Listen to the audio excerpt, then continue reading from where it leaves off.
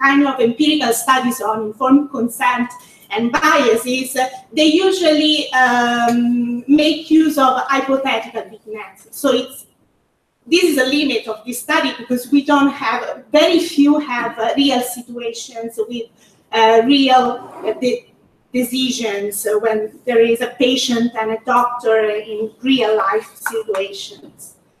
So an interesting thing is that Jennifer Blumenthal-Barbie discusses also the threats to autonomous agency. Can you excuse me just a second because I wanted to grab some water, sorry. Perché qua? Sì. Ah, quella sua. No, ok. Già, la frutta di mano.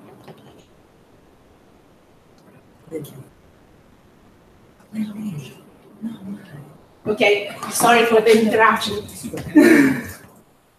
Okay, so just to give some examples. Well, if you see this kind of examples, condition 1 is really threatened. So the fact that a patient should have the understanding and appreciation of the given information by the physicians it is not a condition that is met in this kind of examples. One of them is, it's very common bias, especially in the medical setting, is optimistic bias. So the situation, this is a real story, is that of heart failure patients who consented to be implanted with a left ventricular assist device, despite the fact that they were informed that only 16% of them would receive a heart transplant and that this was only an end therapy. So they were very optimistic about this kind of treatment. Another example is impact bias. So the case is of healthy people overestimating the impact of dialysis on happiness compared to actual dialysis patients, showing to have distorted the consequences of dialysis on the person's quality of life, because as you know, having a dialysis is not such a pleasant thing for someone in his life. So even intentionality, so condition 2 is not met when we have this kind of effect. This is the Van Wegen effect. So a pregnant woman who refused epidural anesthesia during labor, contrary to what she had previously planned, just because at the very moment an obstetrician told her that in a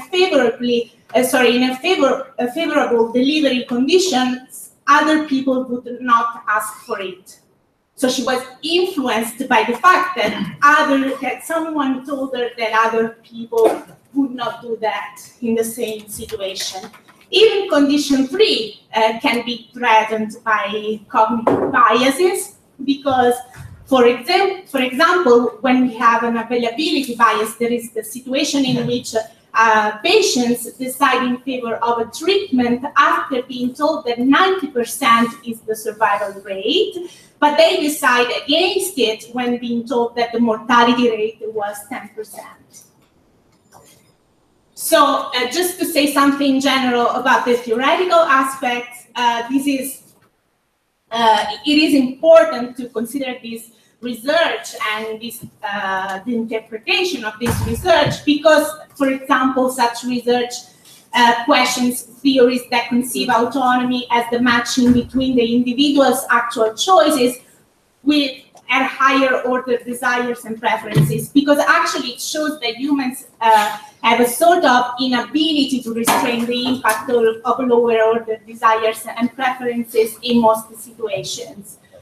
But these challenges also, or it may challenge also the validity and moral status of the notion of consent in itself, because if we endorse the general assumption that only the individual's conscious deliberation determines voluntary decisions and ethically protected action, an issue to be addressed, oh my God, is that consent obtained under different circumstances appears to be invalid and an unethical requirement.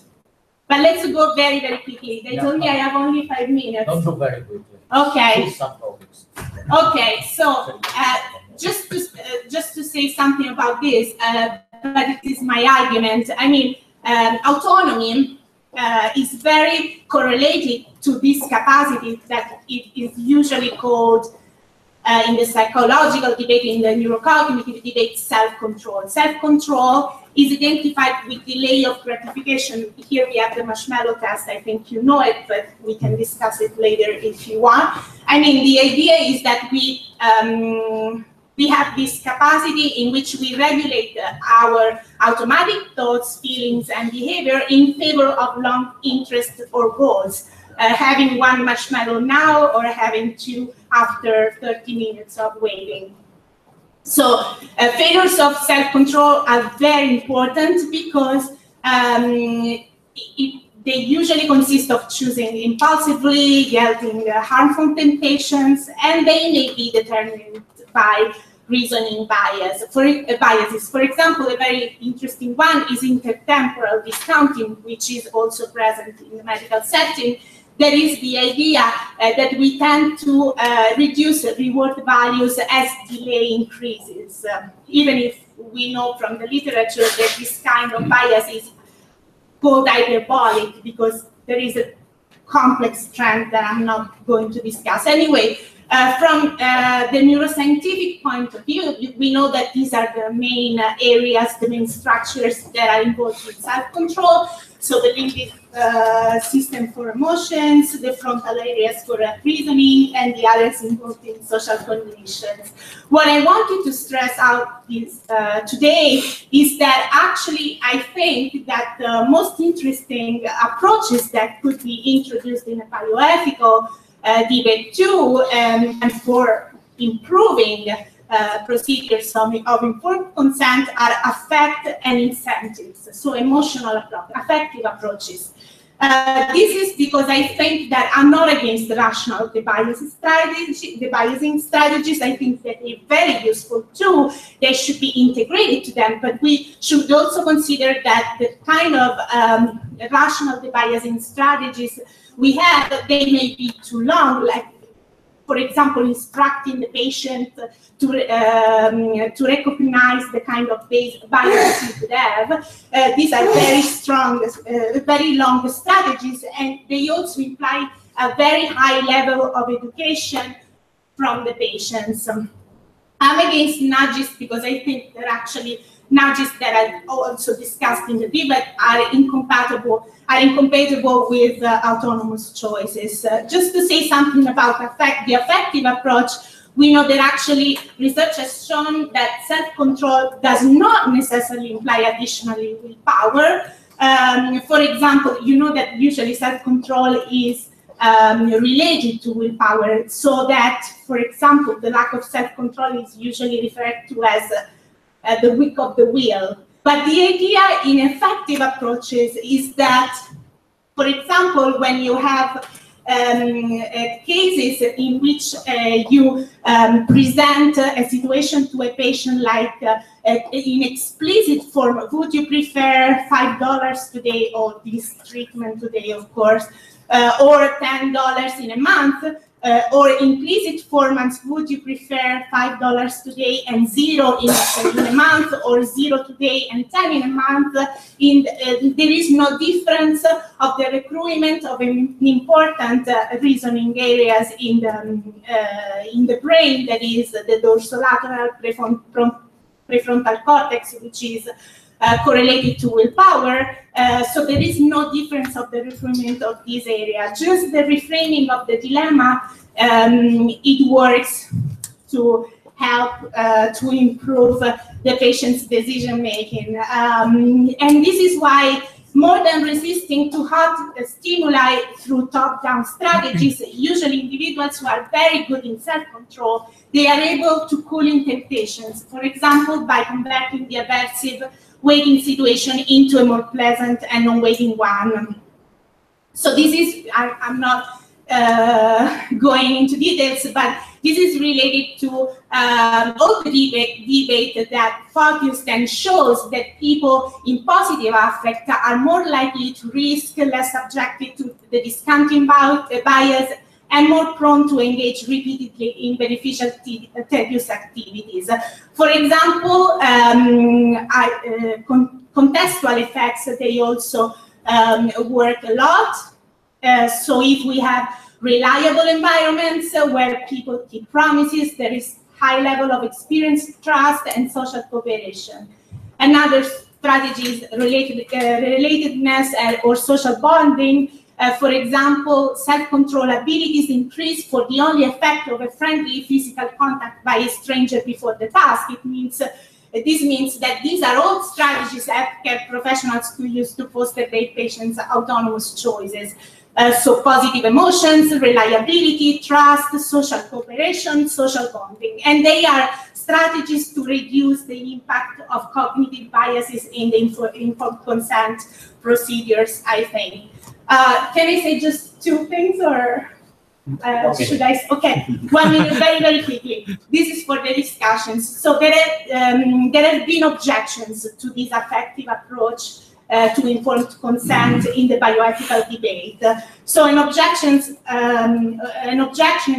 from these two scholars published on the journal Bioethics is that this approach is thought to induce therapeutically unrealistic expectations and to be potentially manipulative. But just to give a reply to that, I can say that we should consider that also rational strategies can be, potentially manipulative or can induce unrealistic expectations just by the fact that they present the information in a different way.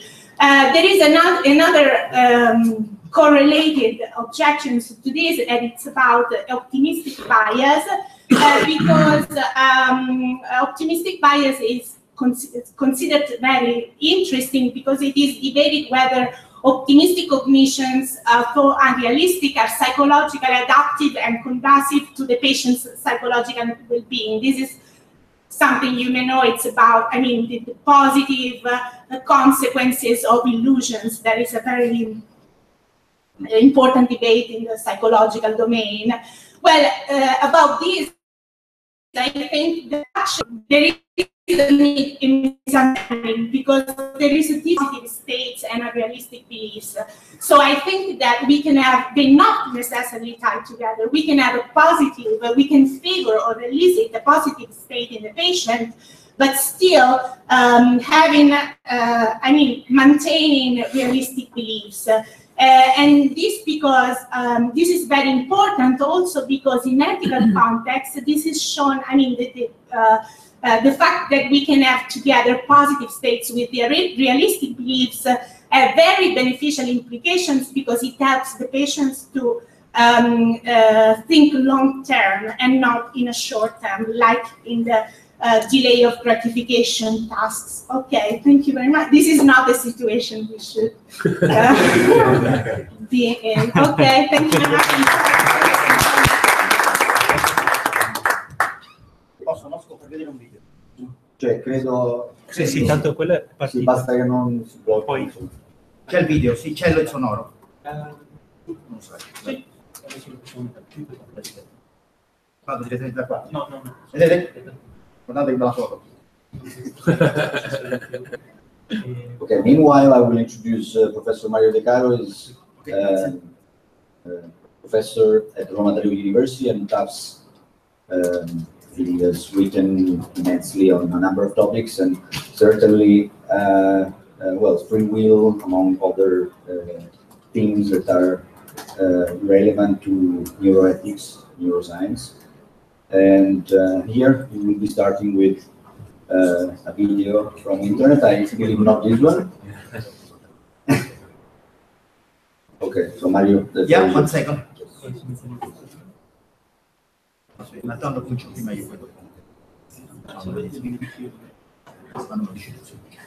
Okay. Thanks to Alberto and Mirko for this invitation. I teach across the river, I'm I'm very happy always when there are interactions between Vatican and Italian universities. That's still too infrequent, I think.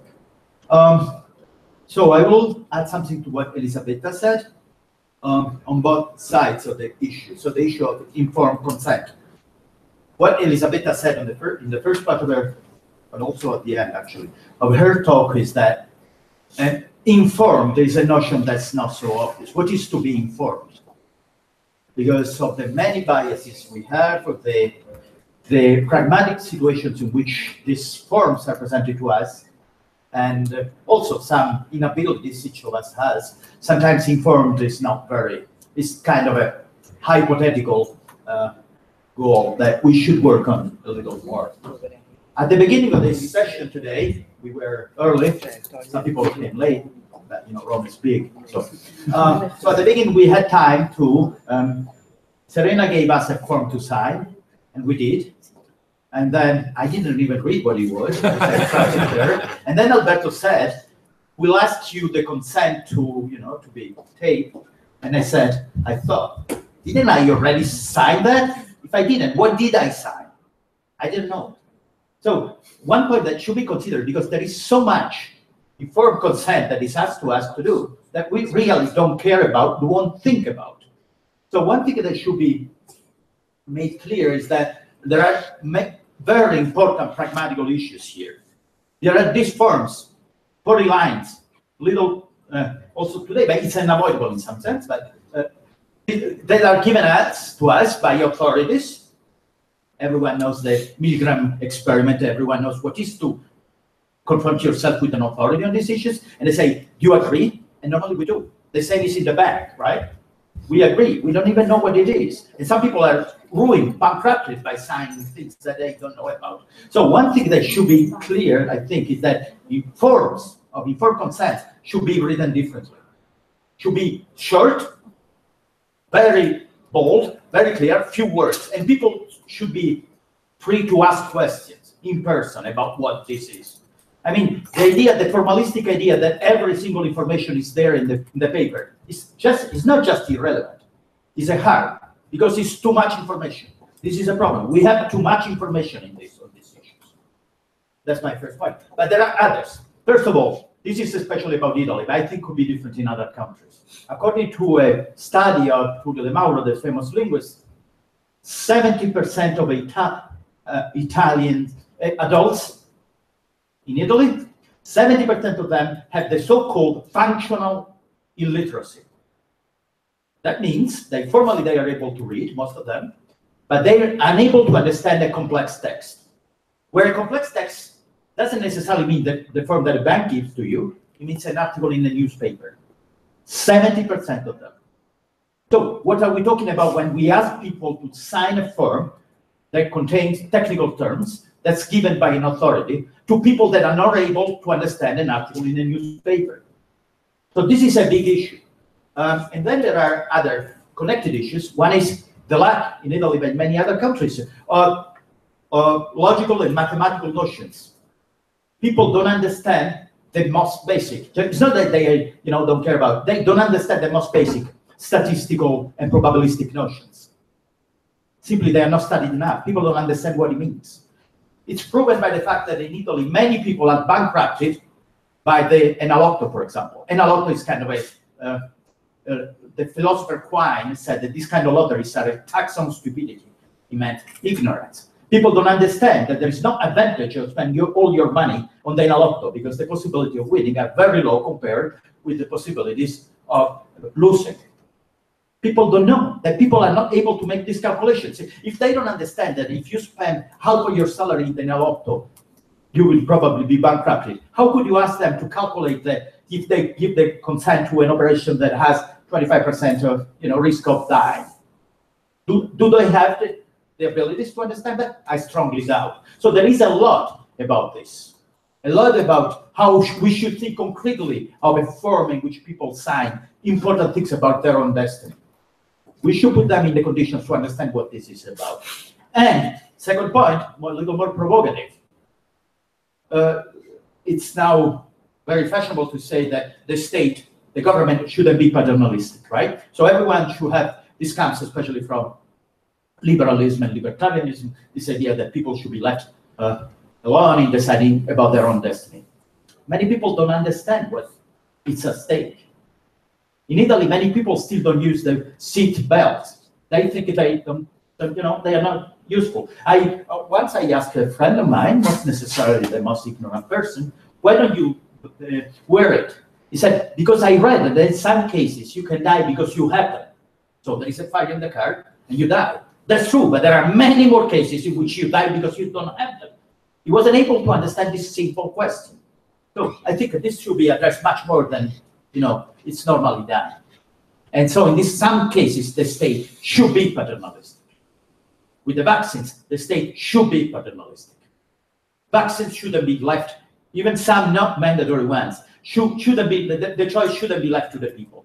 It's unbelievable how many literate people are against vaccines in Italy, for example. Simply unbelievable, on the basis of very wrong reasonings. Okay, that was the first part of was integrating what Elisabetta said. I said I was talking, I was required, by the way, of informed consent.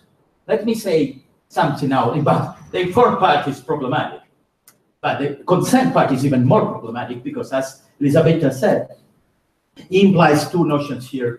One is moral freedom or agency, the other one is legal, the right to legal autonomy, exercise your legal autonomy.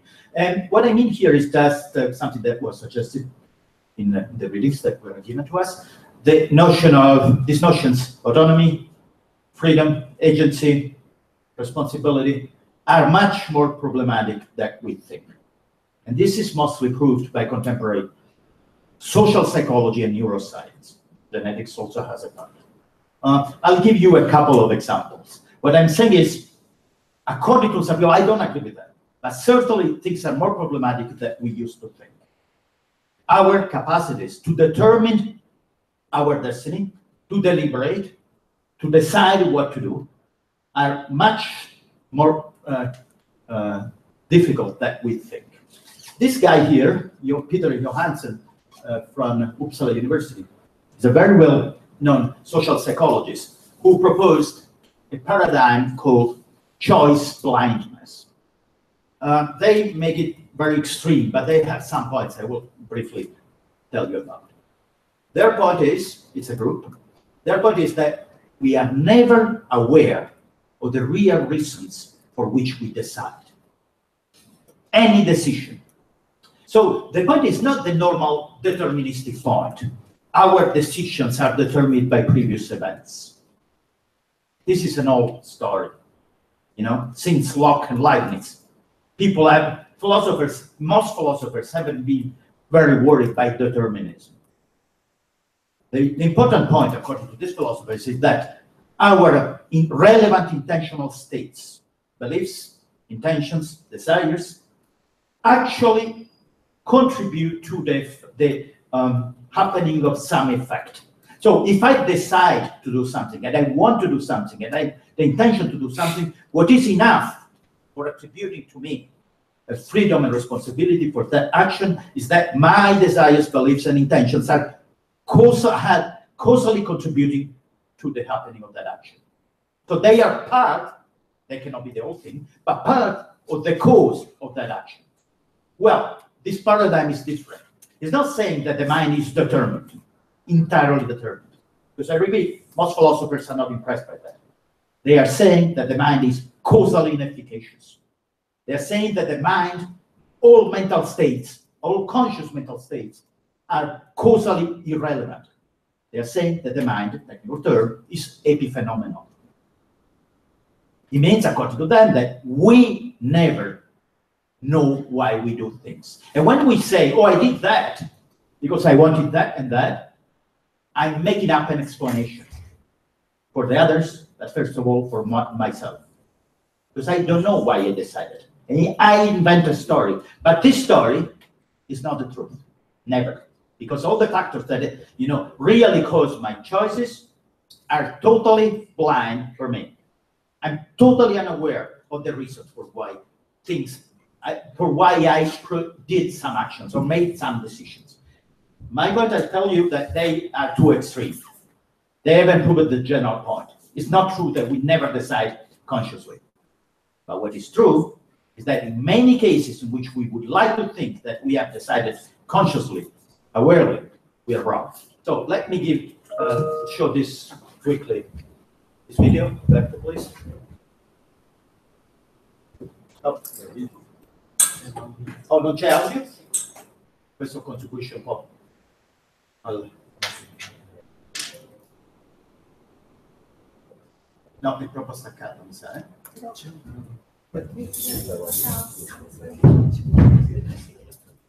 ci sono dei sottotitoli comunque, puoi mettere i sottotitoli, Alberto, perché quello che conta è... Vediamo i sottotitoli, Alberto, ci sono lì. Mettili comunque. Quelli lì, ecco lì. Ok, li vai un pochino poco più indietro. 5 secondi indietro. Ok. And taxes. Why did you buy the latest iPhone? Why did you pick your current partner? And why did so many people vote for Donald Trump? What were the reasons? Why did I do it? So we ask this kind of question all the time, and we expect to get an answer. And when being asked, we expect ourselves to know the answer, to simply tell why we did as we did. But do we really know why? So when you say that you prefer George Clooney to Tom Hanks due to his concern for the environment, is that really true? So you can be perfectly sincere and genuinely believe that this is the reason to drive your choice, but to me, it may still feel like something is missing. As it stands, due to the nature of subjectivity, it is actually very hard to ever prove that people are wrong about themselves. So I am an experimental psychologist, and this is the problem we were trying to solve in our lab. So we wanted to create an experiment that would allow us to challenge what people say about themselves, regardless of how certain they may seem. But tricking people about their own mind is hard. So we turned to the professionals, the magicians. So they're experts at creating the illusion of a free choice. So when they say, pick a card, any card, the only thing you know is that your choice is no longer free. So we had a few fantastic brainstorming sessions with a group of Swedish magicians, and helped us create a method in which we would be able to manipulate the outcome of people's choices. This way we would know people are wrong about themselves, even if they don't know this themselves. So I'll now show you a short movie showing this manipulation. So it's quite simple. So the participants make a choice, but I end up giving them the opposite. And then we want to see how do they react and what do they say. So it's quite simple, but see if you can spot the magic going on. And this was shot with real participants, so they don't know what's going on. Hi, my name is Ben. Hi, I'm Vic. I'm going to show you pictures like this, and you'll have to decide which one you find more attractive. Okay. And then sometimes I will ask you why you prefer that face. Okay. Ready? Yep. Yeah.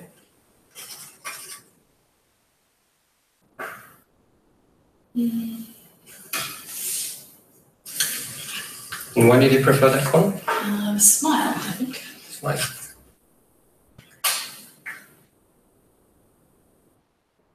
One on the left.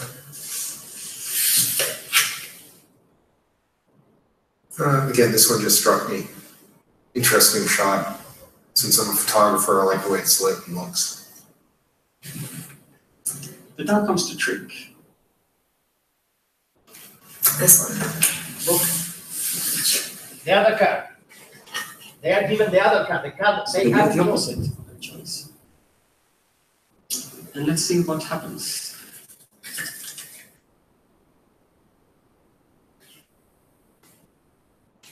I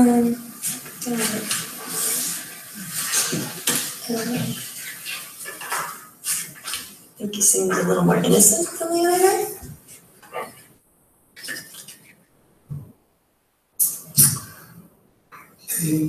One on the left.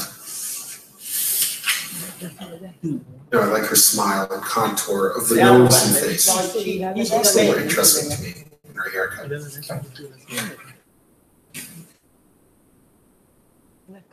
This one. I like the smirky look better. You like the smirky look better? What's the other one? This one. What made you choose him?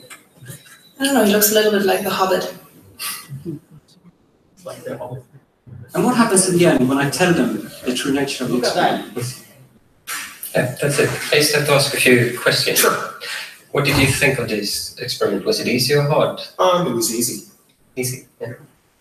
During the experiments, I actually switched the pictures 3 times. Was this anything you noticed? No, I didn't notice any of that. Not at all. No.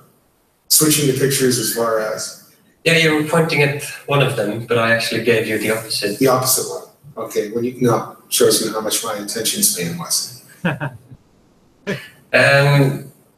Did you notice that sometimes during the experiment, I switched the pictures? No, I did not notice that. So you were pointing at one, but then I gave you the other one. No inclination of that happening. Yeah, Okay. I did not notice.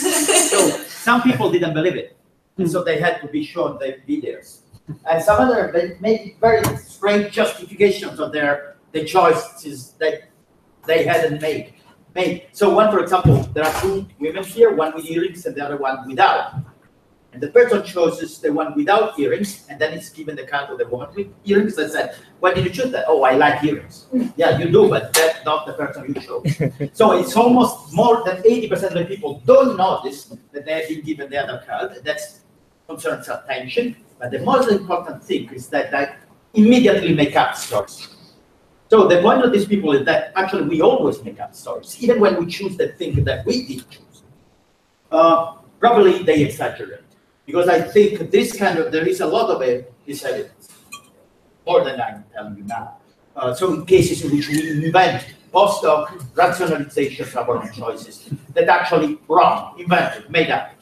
But I don't think this concerns really the most crucial decisions of our lives, when we really ponder the choices. I think that there is no evidence that these things are out of our control. But certainly, we now know positively that in many cases in which we would like to think that we have decided freely, actually we decided for reasons we don't know, and we make up explanations later. So in presence of something like an informed consent, people have to really understand that this is an important thing, because otherwise this will happen. They will decide for reasons they don't have any idea. So that was my point was then that informed, very frequently it's not very informed, and even the consent is a problematic notion. That there is a lot to work about these things. Thank you very much.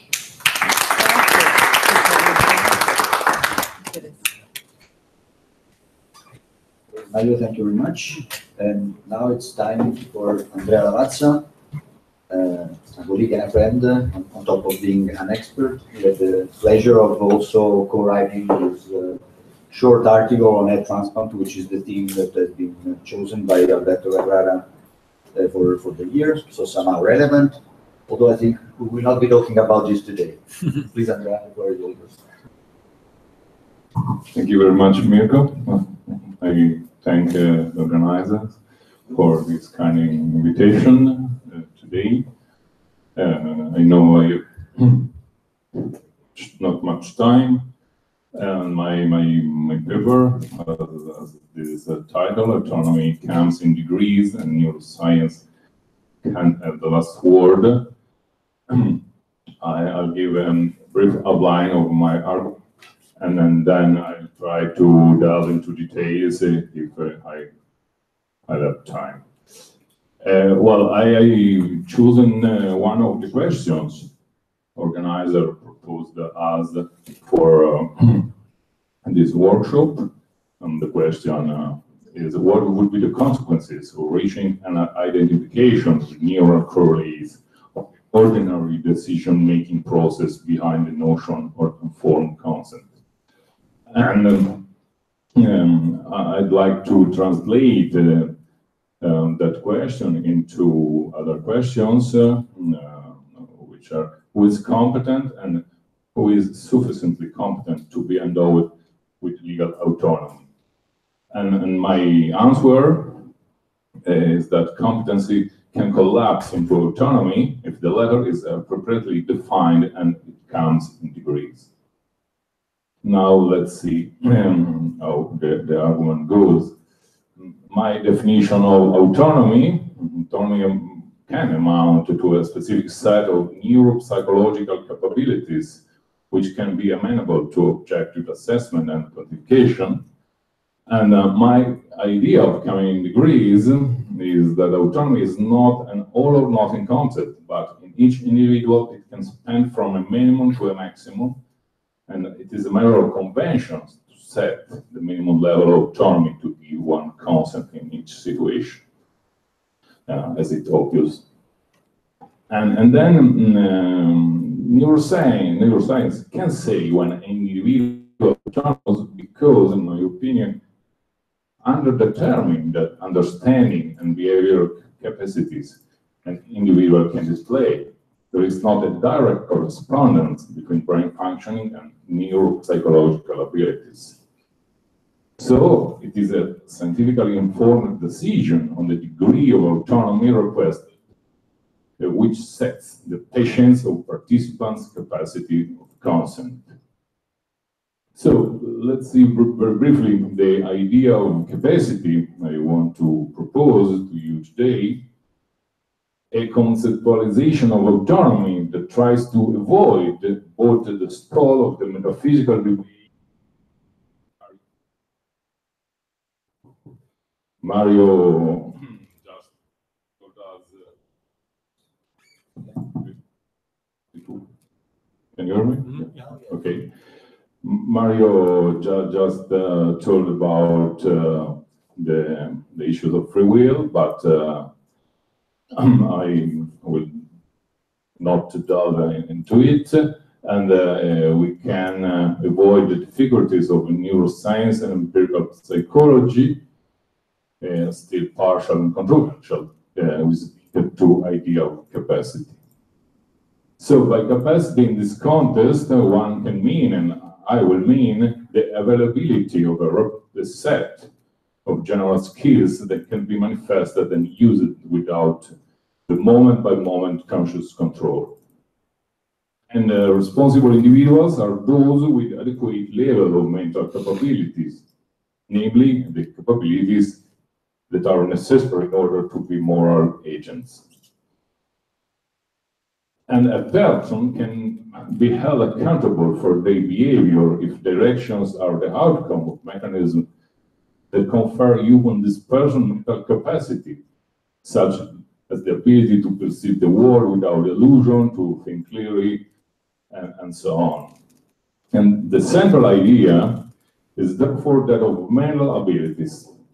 This is the concept I want to stress today. And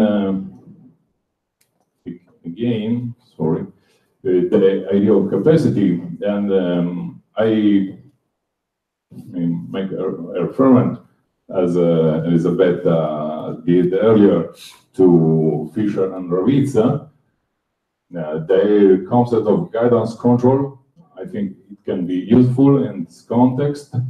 They propose that guidance control should be understood in terms of two elements: the agent's ownership of the mechanism that actually issues in the relevant behavior, and the reason responsiveness of the mechanism.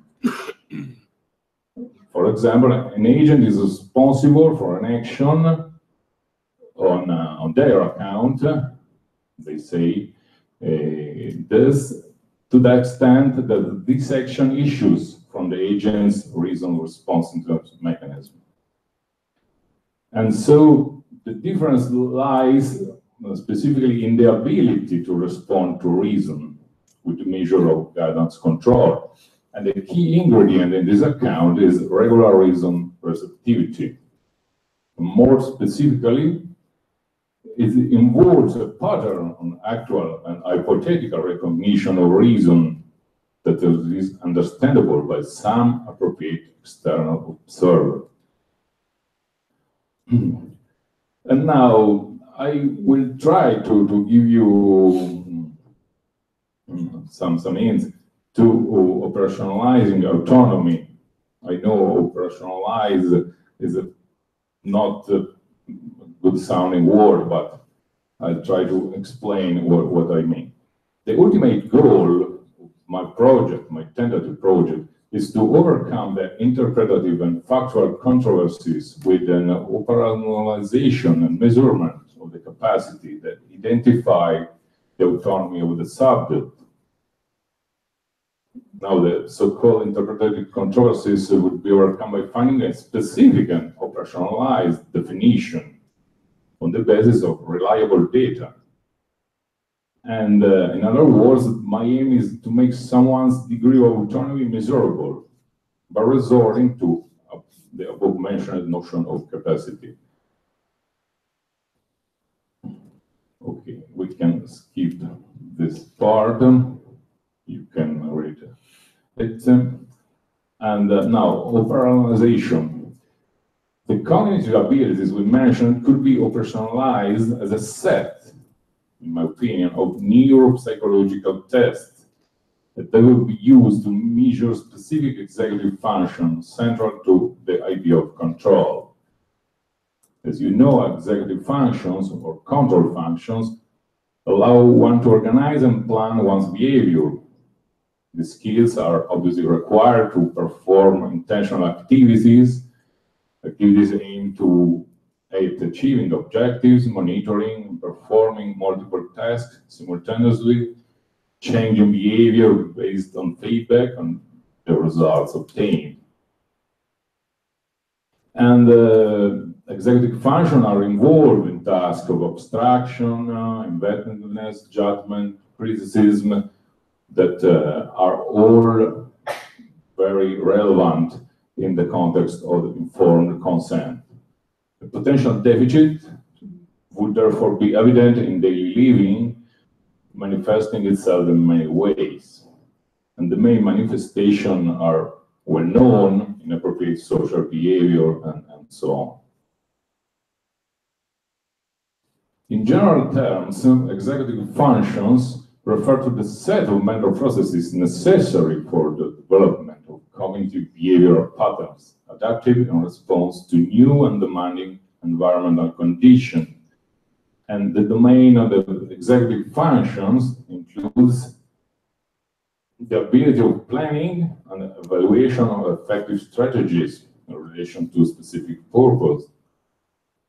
Secondly, inhibitory control and decision-making processes that support the selection of functional response and the modification of the response in relation to changing environmental contingencies.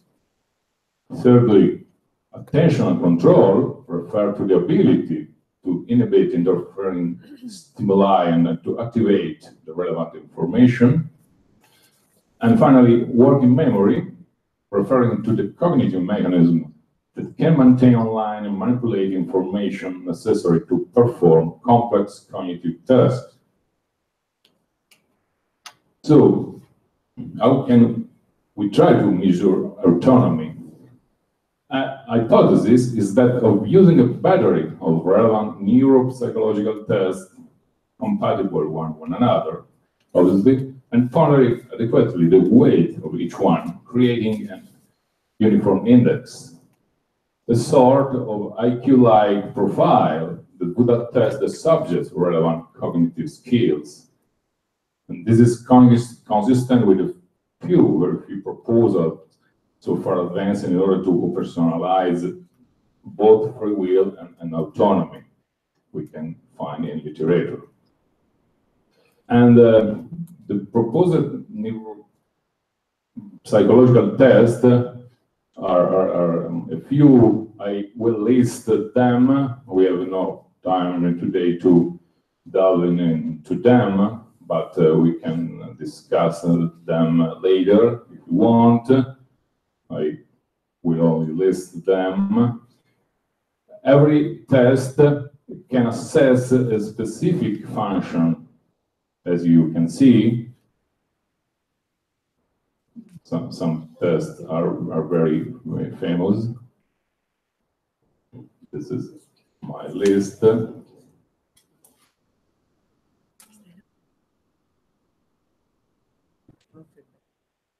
So the so-called decisional quotient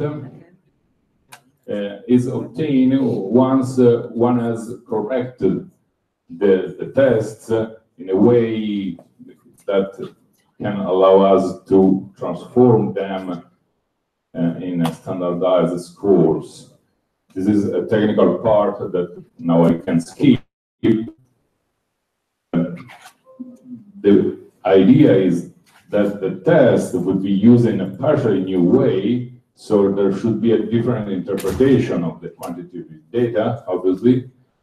And since the idea of granting autonomy to people is intuitively clear enough, the description of the numerical values should be understood once it is significantly refined with practice.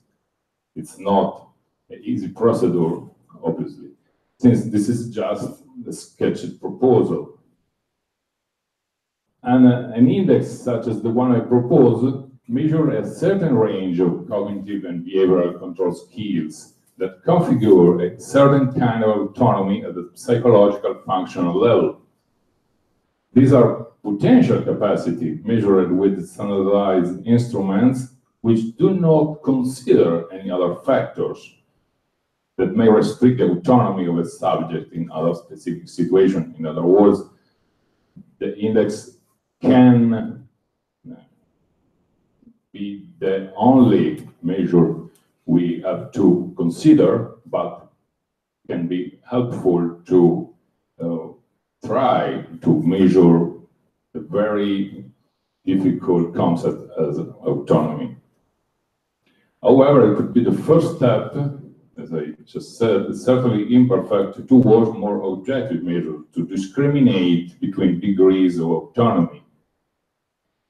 And I think it should be stressed that the index here proposes the spring for composition of neuropsychological tests to assess neurocognitive deficit is characterized by better accessing the space that could be called from normality to pathology and various degrees of pathology.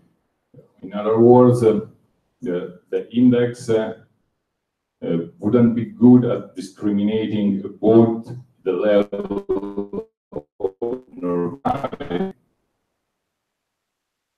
very high below the threshold of normality to pathology. And finally, some words on the relationship between neuroscience and psychology. Going back to our questions, we have seen at the beginning, and it's well documented that psychological functioning is underdetermined by brain functioning as we currently know the latter. For example, classical example, two individuals can be diagnosed with a brain atrophy in the same cerebral area, but they can show very different behavioral effects, which cannot be predicted from brain imaging. One can make a prediction, obviously, from brain imaging, but it can be wrong about this prediction because the psychological behavior, the behavioral effect of the atrophy can be very different. So, some conclusions. Informed consent is obviously a very relevant issue in medicine, and respecting patient autonomy is a shared value in our society. If our aim is respecting patient autonomy, we should know how autonomous the patient is and have a tool able to give us an objective measurement of that autonomy. And advances in neuroscience promise a better understanding of neural correlates of our decision-making process. Can that understanding change our approach to autonomy and informed consent? This is our question. And my response is that neuroscience per se can't have the last word on our level of autonomy, in my opinion.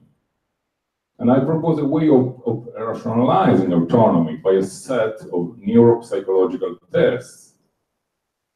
An index can thus be constructed through which try only try, obviously, to assess and measure patients' autonomy and accordingly her capacity of expressing an informed consent in bioethical context. It is clearly a tentative, only sketched project. I want to stress this point.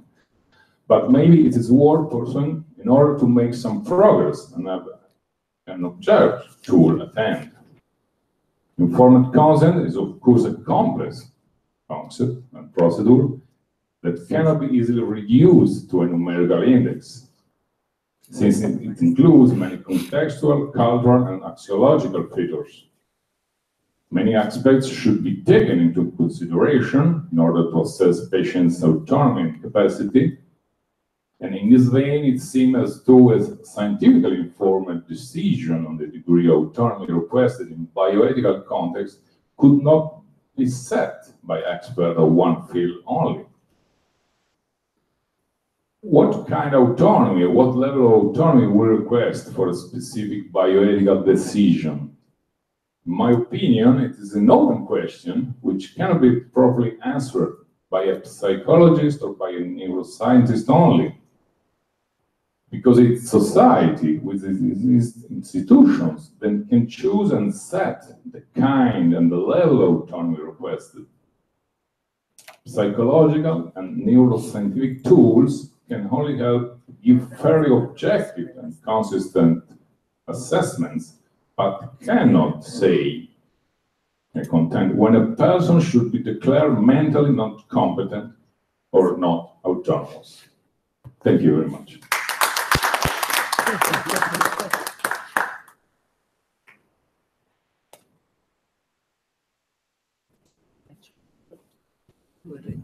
Okay, well, thank you, Andrea, for this interesting talk, like the others, of course.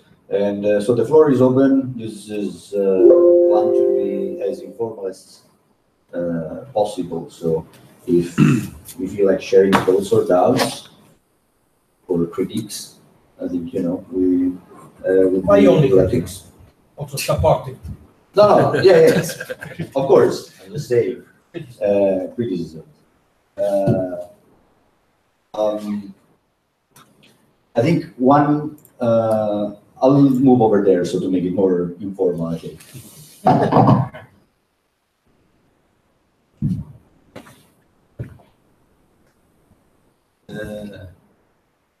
Can you hear me? Fine.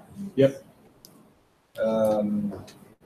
Well, starting from this last talk, I think the idea of operational value, which, I mean, the operational value of autonomy seems to me to connect well with some aspects that are used, some definitions that are used in more medical context of competence, capacity, that tend to be interchangeable definitions often. And it makes me think, and I'm not quite sure if you have it in the slides, but certainly in the written version of the document, you refer to IQ. And this idea of you can't hear me?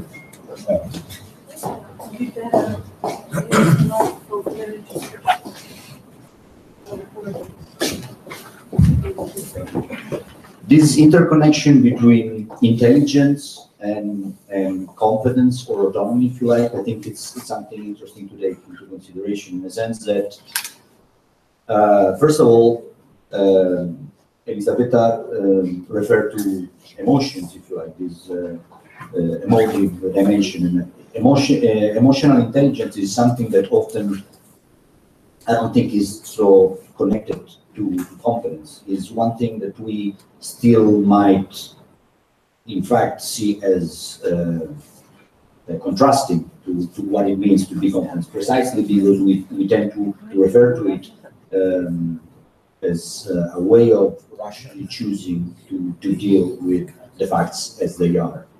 So one aspect that came to my mind in reading and listening to you was this possibility of perhaps in the not too distant future have some form of screening of our neural activity.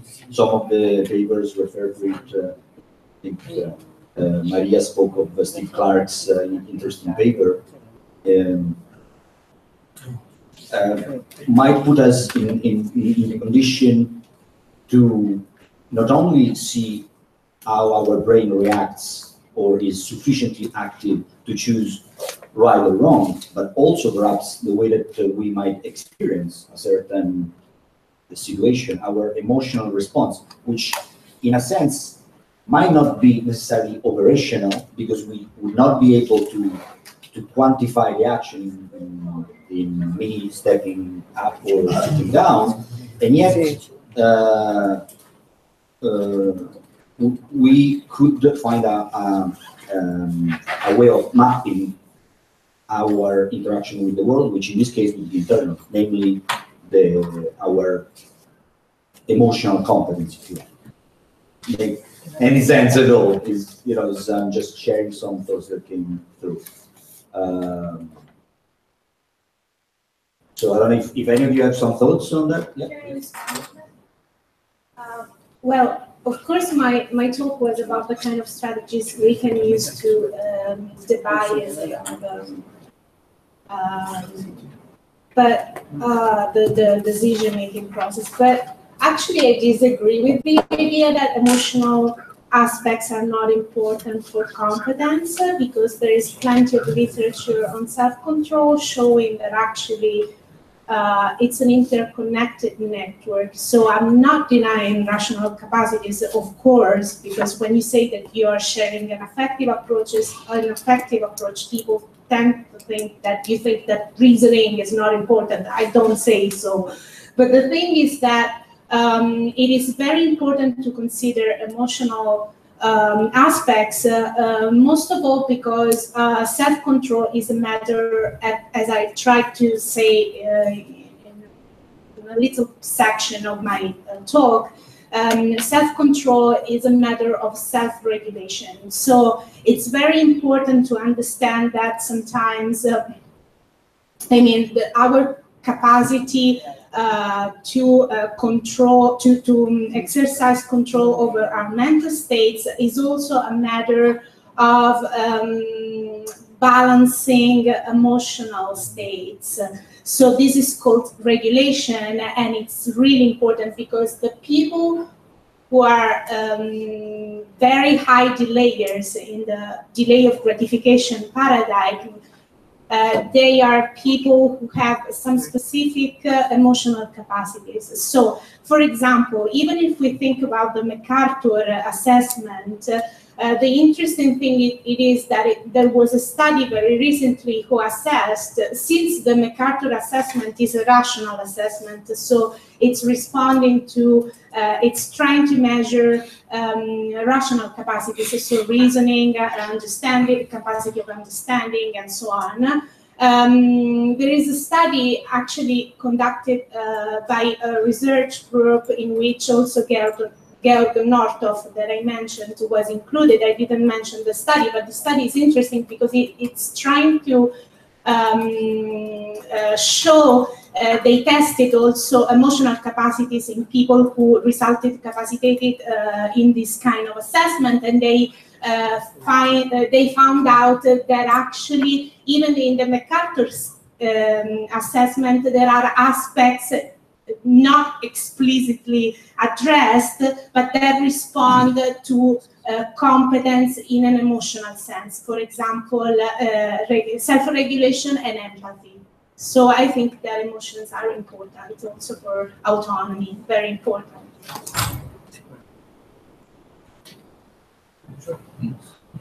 Not just to add something general, also about morality, the role of, in the same line of Elizabeth's remarks. Traditionally there was this idea like a hierarchical mind. So the morality was just the detachment of rationality from passions and emotions. That's an old way of putting things. And the other opposite way is that, as Hume said, reason is the slave of passion, so reason doesn't count at all. So there is an opposite hierarchy. The truth is that we should forget about this. Emotions and reasons are always interconnected. There is no separation there, and shouldn't be, no priority of one over the others. Did you want to say something? I have a specific question for Mario, because you raised a very relevant issue. Speaking of formal consent form, he said that they are too long, too complex, but we have two contrasting requirements in this case, because you know, the researcher, the physician, has the duty to tell the patient all the relevant facts and data related to the treatment. And on the other side, psychology tells us that it would be better to have a very short form in order for the patient to understand it properly. So I can see a way out. I think the question is very good, but I think there is a way out. In informed consent, the notion of form is given too much importance. We shouldn't reduce informed consent to the signing of a form. That should only be the last step. Much work should be done earlier. It's not just reading something and signing. When it's, we come to very important decisions. Okay. Yeah, Alberto. I'm a lawyer, so excuse me my non-technical. You are intimidating us with that. So I share by intuition, probably emotionally, the fact that capacity of consent is something, and autonomy is something gradual. In the project, we are dealing with biomedical research in clinical trials. That means that a subject of experimentation is going to receive a proposal to participate in a clinical trial. And he needs to receive accurate and precise information. He or she has to deliberate and then to take a decision. But this is not a black and white. My question is, to what extent this neurobiologist test can offer the researcher, the physician, and the patient that you have sufficient capacity of comprehension, sufficient capacity of understanding about the proposal, so that the people involved in this society and the lawyer can have the moral certainty that this specific subject has enough knowledge about what is going to happen. It's not an optimal, it's not an excellent comprehension, it's not a good, but it's the minimum to allow and not to prohibit this kind of intervention that is for the good of the patient, should be for the good of the patient, or the good of future patients when the subject of experimentation is a healthy man or woman, and the good of society. So this is something that I was going to mention this afternoon, but I want to raise to the scientists, if this test, neural test, can offer this minimum. Let us make an analogy with the brain death test. It doesn't say that you have just died. It doesn't precise the time of death, but it can give us the moral certainty that that happened. In this case, should be to what extent this test can give us the moral certainty that the patient or the subject of experimentation has enough autonomy, not the best autonomy. Excuse me, not to be short.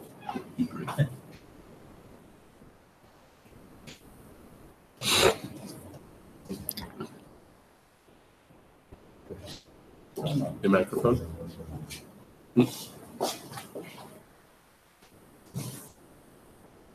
thank you for the question. It's a complex question, you know. I'm not sure to make a comparison between my and cerebral death exam, because in this case we can have an objective observation of physiological functioning of the body. In the other case, we can only have a behavior which is not directly determined by the brain. So, as I said, maybe it was not so clear. I'm sorry. My idea is that it's difficult in general to set this threshold, this minimum level, and that nobody knows certainly what that minimum should be. And the decision necessarily is a conventional decision. I think many experts from many disciplines have to gather and decide on the threshold we want to choose. It's different, in my opinion, from the decision we can make in the case of cerebral death. Just to follow up from Alberto's point, which is crucial in the light of our project, is and linking it back to what I was trying to refer to earlier, is that precisely this threshold now, in a way, we have this opportunity given by the possibility of mapping our brain, as in other contexts. So 18 years old tends to be, in many contexts, the threshold that we have established to somehow, by default, grant competence in so many aspects. I mean, it was referred to the bank. I can go to a bank, ask for a mortgage, I can drive a car, and so forth. Now, the possibility of mapping and hence reach this we will be referring to in a, allow me for this horrible definition, but in a neurological sense, okay? Once established that, we will have a spectrum that probably is going to be much broader and in need of constant reshaping, also in the light of variables that perhaps in the past were less taken into consideration. Of course, Mario mentioned we're not continuing anymore that rationality goes beyond anything else, and but when it comes down to, say, for example, the driving license, the assumption there is that we are able to just do a certain act, in this particular case, driving, that is very much connected with a rational thinking, and it kind of links in this sense to all this discussion of the self-driving cars, which are not based on variables that are very much emotional, if you like. But of course, that's questionable. And with that, I think we will conclude this session, and we'll take a much needed coffee. Okay? Thank you.